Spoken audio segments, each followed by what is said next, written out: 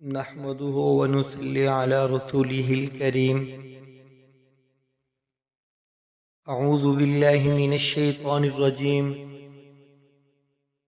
بسم اللہ الرحمن الرحیم. فضائل اعمال.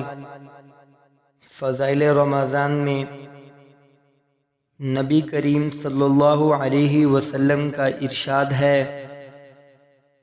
کہ رمضان المبارک کی ہر شب و روز میں اللہ کے یہاں سے جہنم کے قیدی چھوڑے جاتے ہیں، اور ہر مسلمان کے لیے ہر شب و روز میں ایک دعا ضرور قبول ہوتی ہے.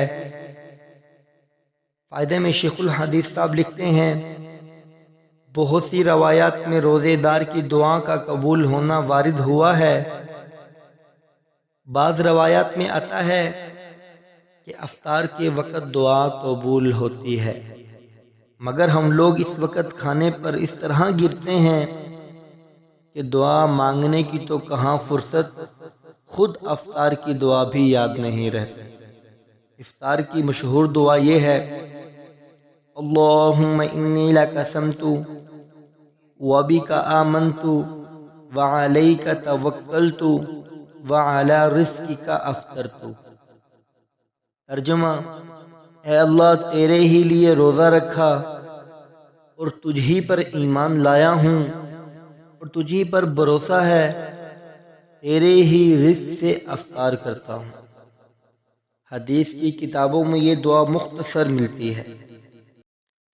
حضرت عبداللہ بن عمرو بن عاص رضی اللہ تعالی عنہ افطار کے وقت یہ دعا کرتے تھے، اللہم انی اسألک برحمتک التی وسعت کل شیء ان تغفر لی. ترجمہ: اے اللہ، تیری اس رحمت کے صدقے جو ہر چیز کو شامل ہے، یہ مانگتا ہوں کہ تو میری مغفرت فرما دے. بعض کتب میں خود حضور صلی اللہ علیہ وسلم سے یہ دعا منقول ہے، یا واسع الفضل اغفر لی. ترجمہ: اے وسیع عطا کرنے والے، میری مغفرت فرما. اور بھی متعدد دعائیں روایات میں وارد ہوئی ہیں، مگر کسی دعا کی تخصیص نہیں. اجابت دعا کا وقت ہے، اپنی اپنی ضروریات کے لیے دعا فرما دیں. یاد آ جاوے تو اس سیاہکار کو بھی شامل فرما لیں کہ سائل ہوں اور سائل کا حق ہوتا ہے. سبحانک اللہم و بحمدک نشہد ان لا الہ الا انت نستغفرک و نتوب الیک. سبحان ربک رب العزت عما یصفون وسلام علی المرسلین والحمد للہ رب العالمین.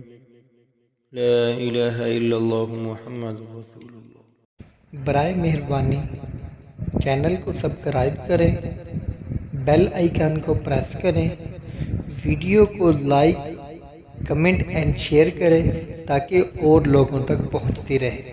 جزاکم اللہ خیر.